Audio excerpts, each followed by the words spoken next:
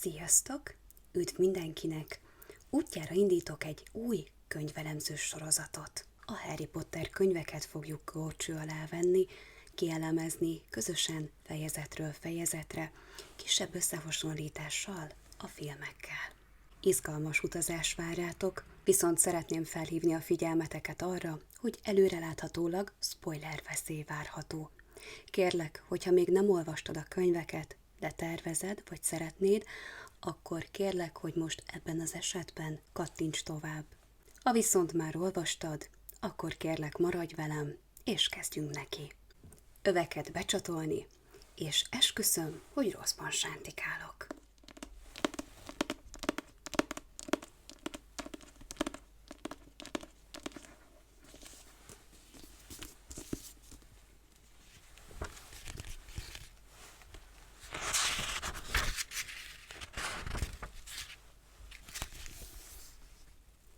A Privet Drive 4 szám alatt lakó Dursley úr és neje büszkén állíthatták, hogy köszönik szépen, ők tökéletesen normálisak.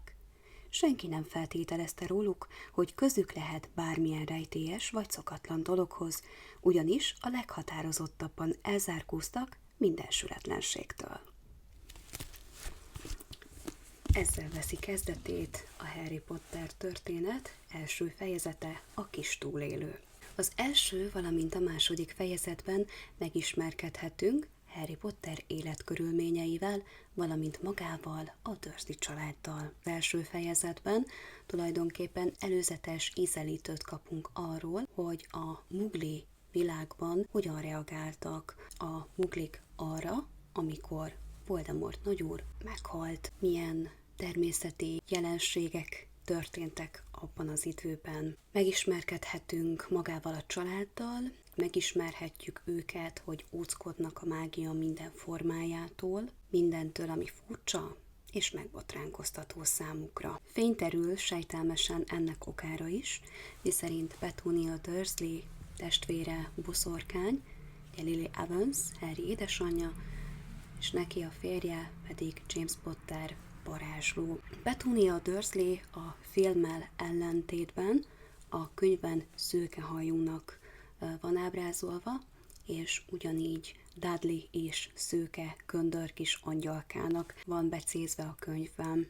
A történet alap kiinduló cselekménye az az, hogy 1989. október 31-én a sötét nagyúr támadást indított a Potter házas pár életére törve, hogy elpusztítsa az ő gyermeküket, Harryt. Sajnálatos módon tragédiába fordult az esemény, a család 7 felnőtt tagja elhalálozott ekkor, viszont csodának határával a kis Harry Potter túlélte ezt. Így került tulajdonképpen a Dursley családhoz Harry, ami tulajdonképpen a filmben is nagyon jól kibontakozik, ugyanaz a könyvben is ugyanúgy jut el. Hagrid juttatja el kis motorkerékpáron, és Dumbledore helyezi a küszöbre egy levél kíséretében, amit Petuniának címez meg. McGonagall professzor a filmmel összehangolva macskaként figyeli a legmegáltalkodottabb muglikat, akihez végül is Harry került. Harry Pottert a rokonai rendkívüli módon elhanyagolták. Ugye a nagynénye Petunia Dursley, a nagybátyja Vernon Dursley, és a fiúk, Harry unokatestvére pedig Dudley Dursley. Azon kívül, hogy elhanyagolják, egy lépcső alatti gardróbban szállásolják el tulajdonképpen 11 évig, rengeteg házi munkát végeztetnek vele, kerti munkákat, nagyon sokszor éheztetik, illetve a ruházkodását sem megfelelően látják el. A Dudleynak a kinőtt, megörökölt, használt ruháit hordja. Úgymond mostoha testvérként nőtt fel. Harry hánytatott gyermekkora alatt megtanulta viszonylag hamar, hogy nem kérdezősködhet annak okáról, hogy miért van egy villám alakú sebhely a homlokán, illetve annak okairól sem érdeklődhet, hogy a szülei hogyan haltak meg. miért került ő Dursleyékhez. Harrynek a könyvben azt is megismerhetjük, hogy mennyire nehezen tud kapcsolatokat kiépíteni, nincsenek barátai sem.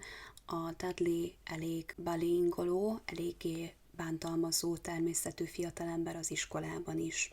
A könyvben megismerhetjük Harry első mágia kitöréseit is, amit akkor végzett öntudatlanul, amikor ideges volt, félt, vagy éppen mérges volt. A második fejezetben, amikor az állatkertbe mennek, Harry azért tart velük, mert Mrs. Fig, akit a filmben, az 5. részben ismerünk meg, Dursleyék szomszédja, beteg lett, és nem tudott azon a napon Harryre vigyázni. Az állatkerti kirándulásnál velük tart Dudley egyik barátja is. Fontos kiemelnem, hogy a könyvben nem esik bele Dudley a terráriumba. Ezt csak a filmben tették bele. A 3. és a 4. fejezetben a Senkitől jött levelek, valamint a Háztájőrző című fejezetekben tovább nyílik a kép a Dursley családról, jobban betekintést nyerhetünk az ő személyiségükbe, az ő világukba, az ő mindennapjaikba. A 3. fejezetben, Senkitől jött levelek című fejezetben valaki rejtélyes módon levelet küld Harrynek, mindig arra a címre küldve, ahol éppen tartózkodik. Ez az első levél címzésekor a lépcső alatti gardrób volt. Vernon Dursley nem engedi, hogy ezt a levelet elolvassa Harry.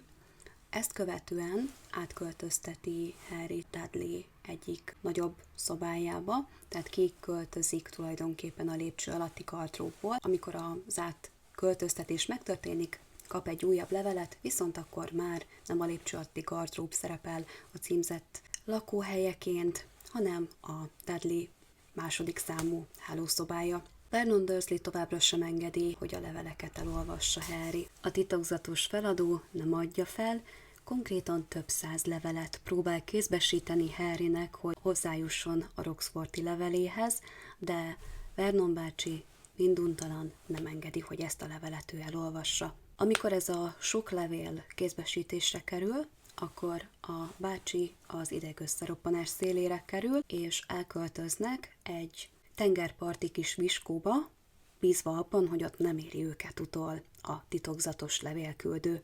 Történetileg itt fogja Harry betölteni a 11. életévét, és pontosan éjfélkor, amikor betölti a 11. életévét, nagy durranással beköszönt Hagrid. És ebben a fejezetben, a Kulcs és Háztájőrző című fejezetben jobban megismerkedhetünk Harryvel, a fiúval, aki túlélte.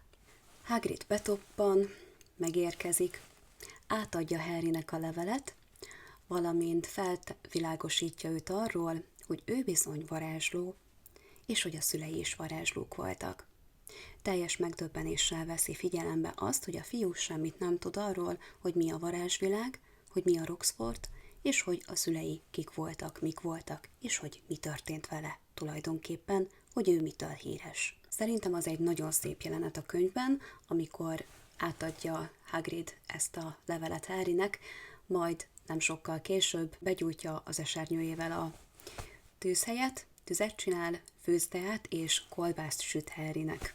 Amikor tudomásul veszi a viskóban, hogy Harry nem tud arról, hogy ő miért híres a varázsvilágban, akkor itt ezen a helyszínen mondja el, miután átadta a levelet neki, hogy pontosan mi történt 1989. október 31-én, hogy ő az a fiú, aki túlélte Sötét Nagyúrnak az átkát, az egyedüli, akiről lepattant az átok. A filmben ezzel szemben Londonban, a foltozott üstben meséli el ezt Hagrid Harrynek a bevásárló körút után. A Dursley család meg akarja tiltani Harrynek, hogy Roxfordba menjen. A jelenet ugyanaz, mint amit a filmbe is beletettek, nem akarnak fizetni azért, hogy egy vénbolond bűvész mutatványokra tanítsa Harryt. Hagrid ezen bepöccen, és malacfarkat varázsol Dudley hátsó felére. Tulajdonképpen a könyvben nem részletezi azt, hogy a tortába beleevett volna, de szerintem az a jelenet igazából megállja a helyét a filmben. Amikor a malacfarkat rávarázsolta Dudleyra, akkor azt követően szabadkozik majd Harrynek, hogy ő ezt a jelenetet ne említse, majd legyen szíves a Roxfortban, mivel ő nem varázsolhat. Ugyanis ebben a jelenetben, itt ennél a résznél említést tesz arról, hogy harmadéves korában kicsapták őt a Roxfortból, ezért nem varázsolhat, viszont Dumbledore professzor megengedte, hogy ott maradjon a Roxfortban, mint a Roxfort kulcs és háztájőrzője. Amikor Harry ennek okáról kérdezősködik, hogy mi volt az oka, ami miatt őt kicsapták, válasz nélkül hagyja. Én most felnőtt fejjel olvastam újra a Harry Pottert. Tulajdonképpen nagyon érdekes, mert felnőttként sokkal több információt tudsz kiszűrni, hogyha már mondjuk másodjára olvasod, vagy harmadjára, sokkal több információ az, amire rá tudsz figyelni. Ami elsőre lehet, hogy elkerülte a figyelmedet teljesen. Ez a kis párbeszéd egy enyhe utalás a második kötetre. És sajnos ezt a jelenetet nem tették bele a filmbe. A következő fejezetben az Abszolútra látogatunk. Igazán magával ragadó fejezet. Azon kívül, hogy megismerkedhetünk a foltozott tüstben számos híres, jelentőségteljes varázslóval és boszorkánnyal, akik majd a történet későbbi pontjain újra elő fognak majd kerülni, szépen kitárolkozik a varázsvilág. A filmmel ellentétben Hagrid Harryvel együtt vásárolja meg neki Hedwiget, a fehér hóbagyot. Elkísérjük őket a Gringottsba, a varázslók bankjába, és betekintést kapunk arra és ismertetőt, hogy mi a különbség a Galleon, a Knut és a Sarló között. Azt is megtudjuk ebben a fejezetben, hogy mi a szerepe a Mágiaügyi Minisztériumnak, és hogy akkoriban választották meg miniszternek Cornelius Caramelt, aki rendszeresen levelekkel bombázza Dumbledore-t, hogy adjon neki segítséget, hogyan irányítsa a varázsló társadalmat miniszterként. És azt is megtudjuk, hogy a Mágiaügyi Minisztérium Dumbledore-t szerette volna mágiaügyi miniszternek, aki ezzel a tisztséggel nem élt. Nagyon fontos említést tennünk, a filmből kimaradt jelenet az abszolút egyik legikonikusabb és legfontosabb jelenete, a Madame Malkin talárszabászata, ahol elsőnek utalást kapunk Draco Malfoyra, névileg még nem kerül megemlítésre, tehát a bemutatkozás még nem történik meg, viszont párbeszéd történik Harry és Draco Malfoy között. A fiút kicsit pökhendinek írja le az írónő, és Harry Dudley-val hozza összehasonlításba a viselkedése alapján. Hagrid a filmmel ellentétben nem szétszórt személyiségjegyekkel rendelkezik, hanem szigorú, határozott. Például nem engedi Harrynek, hogy arany üstöt vegyen magának bájita lórára, hiszen a hozzávalók listájában ón üst szerepel. A filmben szintén nem láthatjuk a patikát, ahol beszerzik a bájitalt a nórához szükséges hozzávalókat, valamint az üstöt magát. A film azt hiszem, hogy egyedül a cikornyai és pacát mutatja, de azt is csak a második kötetben. Ez az a helyszín, ahol tankönyveket lehet beszerezni, pergameneket, tollakat, illetve ahhoz szükséges tintát. Fontos említést tennünk a tankönyvek listájáról és azoknak szerzőiről. Példának okaként megjelenik Batilda Bircsók, a Mágia története című könyv, írója és maga a könyv, valamint Goethe Salmander és a Legendás állatok és megfigyelésük című könyv. Ez egy olyan fontos momentum, ami a legelső olvasatra talán elsikkad az olvasó ezen információ morzsa mögött, viszont így, hogy már teljesen készen van a franchise, illetve második olvasatra, így tudatosult bennem, hogy az írónő tulajdonképpen, amikor megírta az első könyvet, akkor már tudta, hogy mi lesz a végkifejlete a 7. résznek, és szépen felépítette az előzményeket is.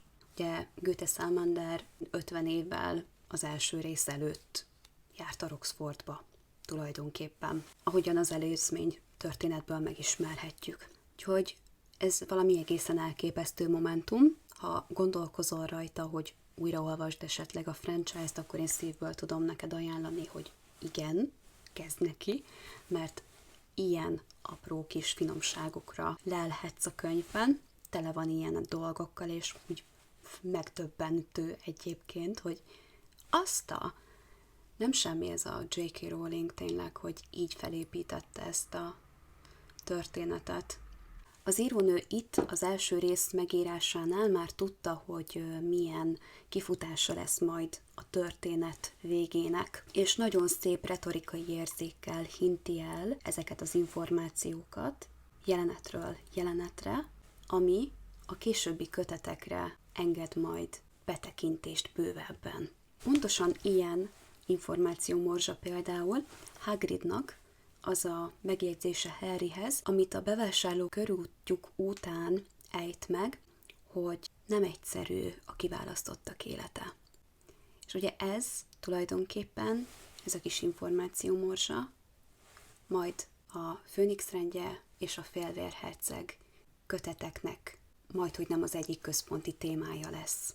Ez a fejezet, az Abszolút című fejezet a filmmel ellentétben azzal zárul, hogy Harry és Hagrid megebédelnek egy Weasley étteremben, majd Harry visszatér a rokonaihoz a nyár hátralevő részére, és átnézi a tankönyveit, átolvasgatja, és ismerkedik a mágia világával. Elsőnek ezzel az 5 fejezettel szerettem volna elkezdeni ezt a sorozatot, hogy ne legyen túl sok, ne legyen túl tömény, de annál izgalmasabb és érdekesebb legyen. Köszönöm, hogyha végignézted, kommentnek, visszajelzésnek nagyon-nagyon örülnék. Hamarosan érkezem a következő folytatással. Addig is a csény letudva!